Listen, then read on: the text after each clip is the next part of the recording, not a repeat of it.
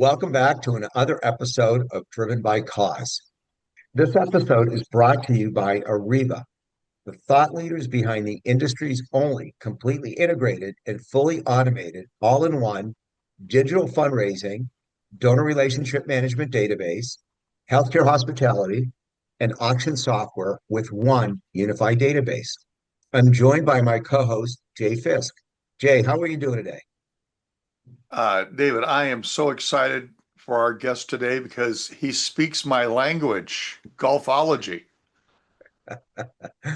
Well, you're right, Jay. If anybody can speak your language, I think Garry really can. And today's going to be, and you're right again, Jay, it is going to be a great episode because today's guest has built a business around one of the most underutilized fundraising opportunities in the nonprofit world. Garry Phillips is the president and founder of Visionary Golf Events, a San Diego-based company that has spent over 20 years producing comprehensive turnkey charity golf tournaments from coast to coast.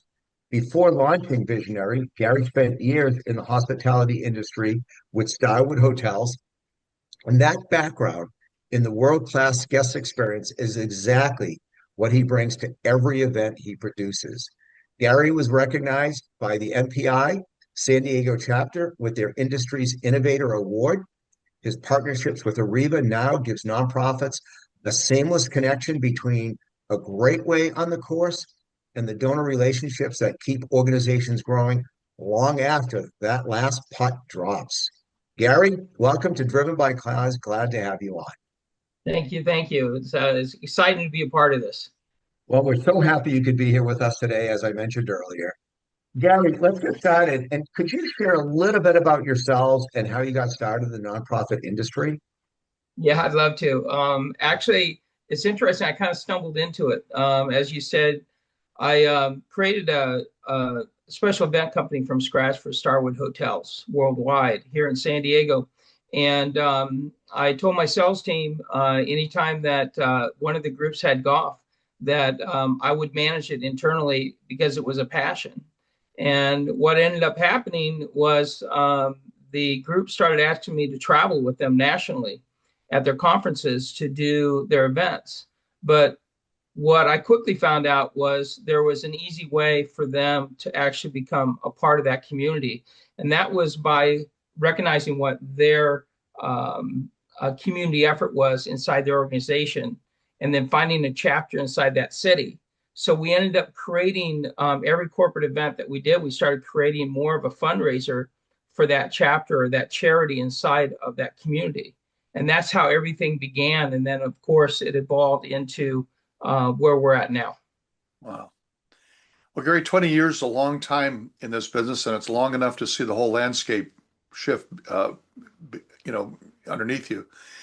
You've been doing this for over 20 years with events coast to coast. So how has charity golf changed the landscape for charity golf in that time? And what stayed the same? Well, that's a fun question. Back in the day, as I say, the events was more around just let's have a golf tournament and let's do something positive and throw something towards a charity. Well, over the years, fundraising using the golf model has actually become an extremely innovative way in finding new revenues for charities. And the golf just happens to be the vehicle that gets them there. So what's changed over these 20 years is there's a much higher presence in player experience that needs to take place inside of the fundraiser. There's new database information, just like Ariva, having a platform that can capture that information of the player, and not only for the event itself, but for the future events to come, including the sponsors and all those things. Yeah. So you have a fundraising system that really is elevated in its time. It's not like the previous years where you just got together and did something on the side. It actually becomes a model within itself. And when you look at, what has stayed the same, the people. They still love the golf. They still love the network. They still love to be a part of something That's all stayed the same. It's just the model has changed. Yeah, and it's a quick follow-up. Golf golf is a great way to generate business as well. I mean, it's a great way to get business people to network. You mentioned networking in that, and a golf tournament raising money for a nonprofit also benefits the golfers because they will meet people at that tournament that perhaps can be strategically beneficial to them outside of the charitable environment. So Yeah, it's an 8 hour networking opportunity. it is. Yep. Yeah.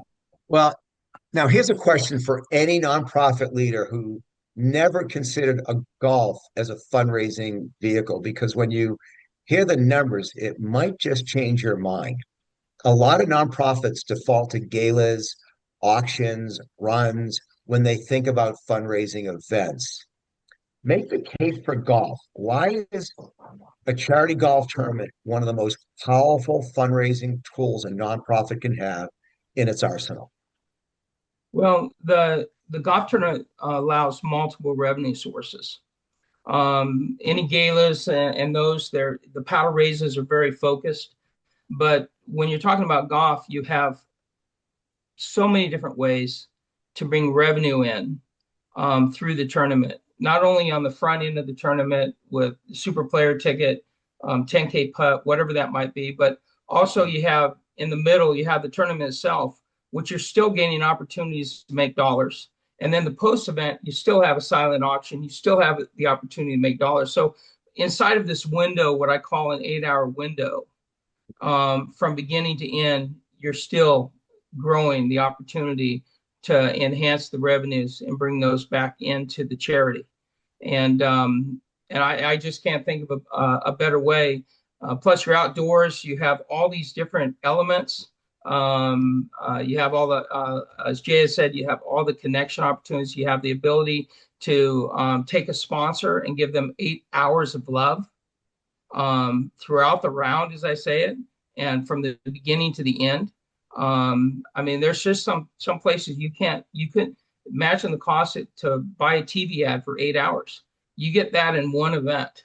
So that is what I would say is one of the key components to that.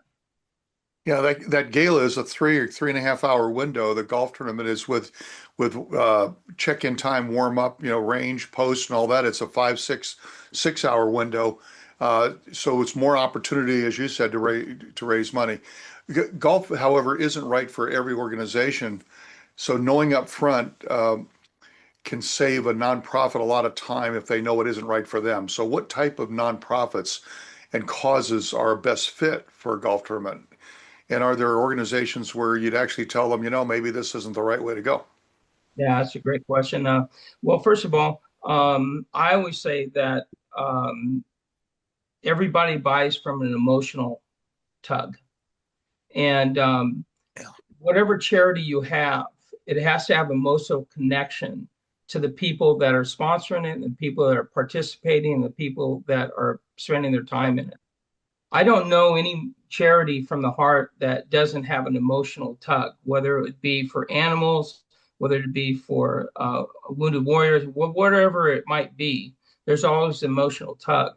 So that to me is the critical piece, the buy-in. But when you talk about someone that would I recommend a golf tournament to everybody, after we do a needs assessment, quite honestly, we look at, for example, if there's a nonprofit and they just are doing a startup and they don't have the donor base, they don't have the infrastructure. The last thing I'd want them to do is try to put them into a golf tournament where I know at the end of the day, the ROI is not going to be a return. But even with that being said, I would offer them a $100 million shootout. Because even if you did a $100 million shootout, now you're still moving into the golf arena without a tournament. But all you need is one sponsor, two sponsors, and sell some tickets, and you'll still have some money that moves towards the golf component model.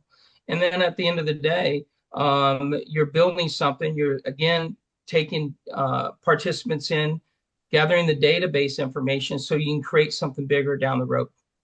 Would you quickly just, for our listeners, explain what the shootout is? Yeah, just well, for example, you would partner with a golf course. You need a par three. You'd have to get insurance for $1 million. I like that number for some reason. I don't know too many people that wouldn't want to hit a little ball and land it inside a hole and get a $1 million gift out of it. Traditionally, you'll do a qualifier before that, and you'll have one personal step up. It's amazing because you also have a photographer there. They get a picture. You have a videographer. They get a picture of all the activity, the cheering, and all those things. Yeah. All of that branded goes completely down the road throughout the year. You can still look back to that and have that experience. But on Yeah. top of it, it gets you inside of the model to move forward into something bigger. Cool. Yeah. Thanks. Great question. Jay, I'm glad you asked that question because that really got me going. But let's He's go ready. talk about what David's happens. ready. He wants to go. She wants to go play the shootout right now. I was already thinking, where do I spend that money? Okay. But those are, and you're right, those are grabbers. But let's talk about what happens on the course, because on the course experiences where good events become great ones, as you know, both of you guys, and where fundraising revenue can really spike. On course contests, hole-in-one competitions, which you just got me excited about, closest to the pin, longest drives. These can be huge revenue generators, when they're done right. And you kind of said that a little bit before, Garry. But what's the strategy behind designing a contest lineup that actually moves the needle on fundraising? Yeah, that's another great question. I actually, if we're doing a 1 day event, that 8 hour window, we divide it up into three sections. We have the front end of the event. The front end of the event is going to be registration, but that is where you capture a majority of your revenues. Then you have the middle piece. That's the player experience. That's the contest, all the different things that go on in the course, which you still have some fundraising on the course. And then the third piece is that you have the post event where you might have a silent auction. So we split those three so that we can identify a player experience from beginning to end. And at the end, and the most important thing that we find is that you have to do, if you're not going to do an event with sizzle, don't do the event. So we want to make sure up front that we broadcast at registration and through pre-marketing information and data information that they recognize that this is something special that's going to be done on the course. We'll gain more money on the front end doing that through a super player ticket and those things, creating that energy and that excitement. Could be anything from the 10K putt, someone winning 10K even before they get on the course, to the hole in ones, the beat the pros, whatever it might be. So our focus is how can we create a space inside the tournament that is exciting with activations, whatever that might be, but also keep the pace of play, which is critical to us, that at the end of the day, they're still got energy, excitement to go into the post event and experience what we call the closer. Yeah. And then there's the sponsorships. And you mentioned a lot of the money is made in the first third. I assume a lot of that comes from sponsorships, which for most charity golf tournaments are where the real money is going to be made or lost before the golfers even show up. So sponsorships are the financial backbone of most charity events. What's the most effective way for a nonprofit structure to sell sponsorship packages, and what mistakes do they consistently make when approaching corporate sponsors? And when you're done with this, I'm going to offer something that happened in a tournament I'm involved in relative to sponsorships that I think will be interesting for you to hear. Go ahead. Well, if you want to have a successful team that's going out and getting sponsors, you have to give them the tools to sell. If you don't give them the tools to sell, they will be all over the place. So you have to make sure that you have really clear, definitive information on what those sponsorships are, what they entail, what the price is, those things. That's number one. Number two is that you take everybody that is going to be part of that team and reaching out sponsors, and you put them in a room and close the door. And everybody discuss exactly how they sell and how they talk to the sponsor. Everybody has to be on the same page. One person can't be over here saying one thing, another person saying everything. You get everybody on the same page. And then the third piece that I think is probably the most critical piece is what I call the elevator ride. We always share with our the clients that we work with. You have to create that 11th elevator ride down pitch so that you can get them right off the bat, because we love to do face to face. We love to do Zoom. Some things we avoid trying to do a phone call. It's not as engaging. But you need to create that 11th elevator pitch. So when you're going down, you get them hooked before you get to the bottom, so you can really share that piece. And then you had a second part to that question, Jay. Yeah, it was going to be a very quick story for you. You might find interesting, and that is, for the last 25 years, we've had a client here in the Northwest that we've worked with that has grown their tournament from one course to 11 courses. And over that time, they they've not had a problem selling sponsorships. The problem has been what could they find to sponsor?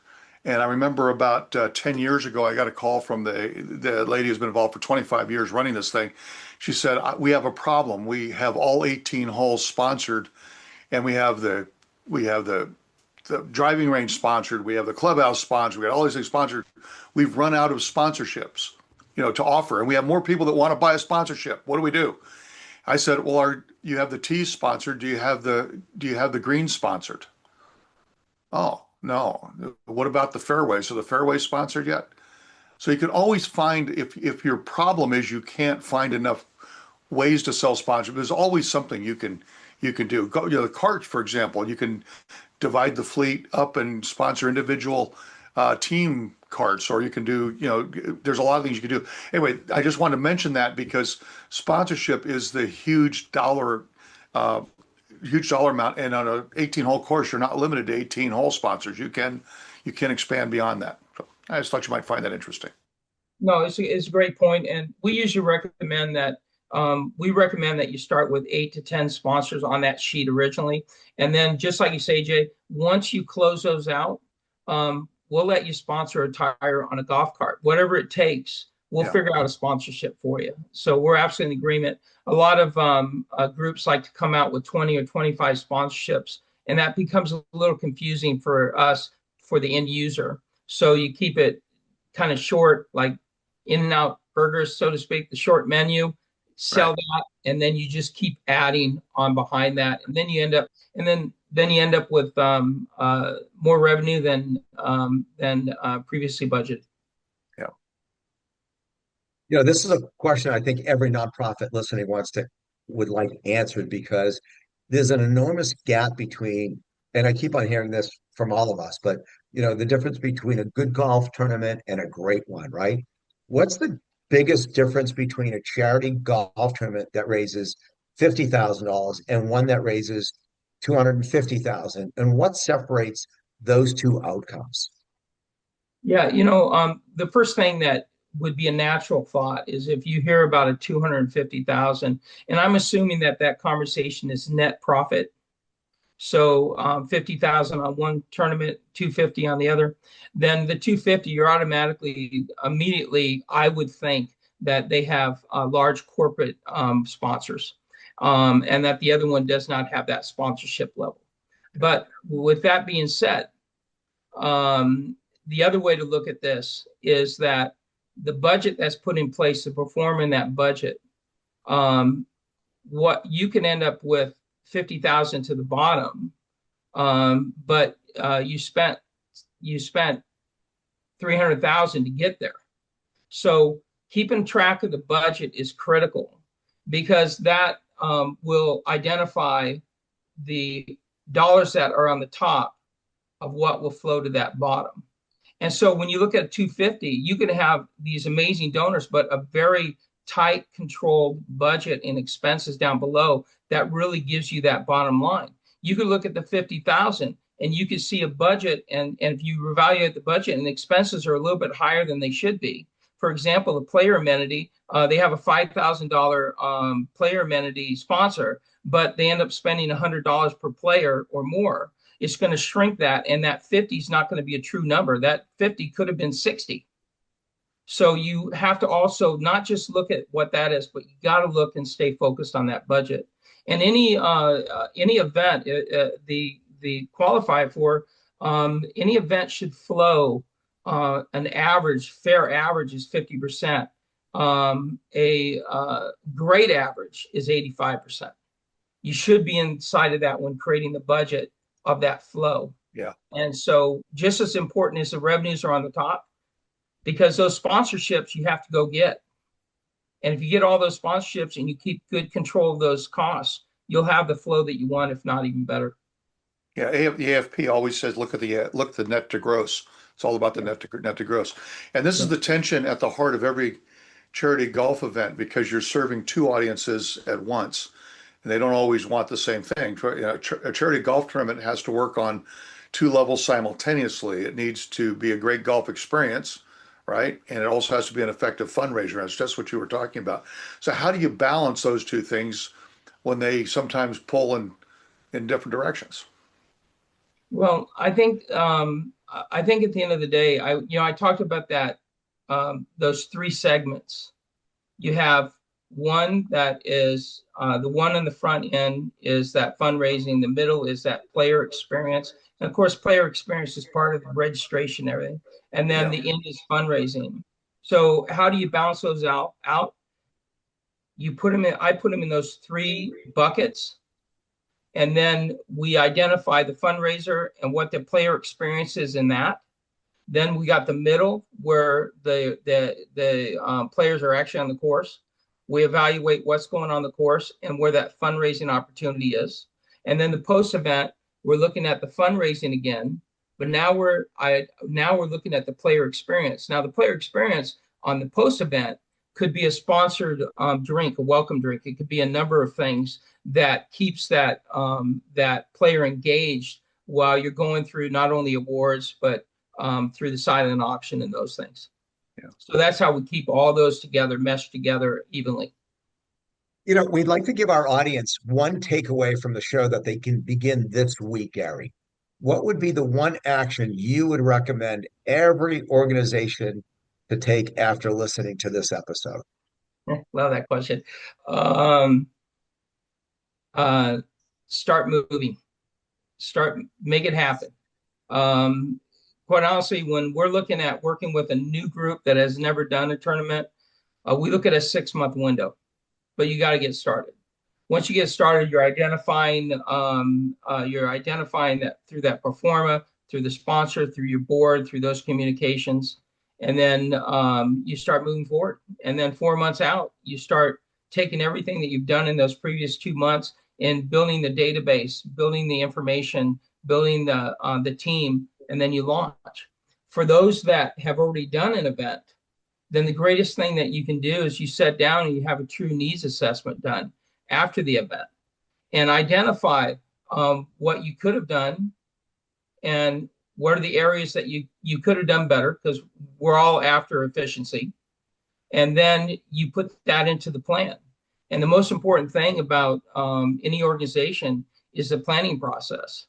I always use, like, when you paint a house, most of the work goes in prep, and then the rest just comes together. It's the same thing in fundraising and golf. There's a lot of prep, but once you do the prep right, everything else takes care of itself. All right, we talked about golf tournaments and your work, but I'm curious to know what's something about you personally that might surprise our audience to find out. Well, I have a great passion for the homeless. And back in 2008, I felt a very strong pull to start visionary outreach inside the San Diego community. After 4.5 years back then, it was just a hard focus. We served over 13,000 meals, buried a baby in Mexico, paid for formula for a mother in Mexico for a year. Wow. Did all those things. My son, it was all out of our house. My son was at a local high school. Their high school kids had to do community work for 40 hours. So they came in, showed them how to do everything, showed them how to go onto the street, how to communicate, do all those things. And I'll be honest, and I just share it to everybody who would listen to it, is that every time that I see someone on the street, I recognize that, and I shared it with my kids multiple times, and those that would listen, is that every one of those people on the street when they were little, I'm sure that they looked to Christmas the way I do. They looked at Disneyland the way I do. And then life kind of took over. So we have a great passion for the brokenhearted, not only in San Diego, but we've been blessed to be in 26 different markets. And Wow. every market we go in throughout the United States, we still look after the broken. Uh, that is Gary, wonderful. that's, some people talk about it. You actually execute on it. That's wonderful. My God. We're heading into our next segment, which is Ask the Maestro. But before we go into that, we'd like to ask you, what is something that maybe we didn't ask you that you wish we had? I think did very well. I would probably say, the question is, as a company, what's our passion? And it sounds a little cliche-ish, but our whole team, we live on the premise that if we can make our clients' dream come true, ours will come true. So our partnership is very personal. If we always say, if you can imagine it, we'll connect a vision with it.